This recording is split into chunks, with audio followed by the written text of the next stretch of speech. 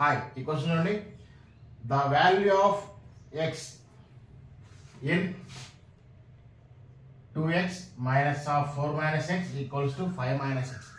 The given equation is 2x minus of 4 minus x equals to 5 minus x. We have to find out the value of x here. Okay, variables అన్ని ఒక చోటకి constants అన్ని అవతల తీసుకెళ్దాం. LHS RHS. Okay, when 2x minus of plus 4 minus into minus plus x equals to 5 minus x. When minus x comes to here, 2x plus x means 3x. ఈ minus X LHS వైపు వస్తే దాని plus X అవుతుంది. -4 అటు వెళ్తే +4 అవుతుంది. ఓకేనా, ఈ -4 ఇటు తీసుకొచ్చాం +4 అవుతుంది. మైనస్ ఎక్స్ ఎల్హెచ్ఎస్ వైపు తీసుకొచ్చాం ప్లస్ ఎక్స్ అవుతుంది.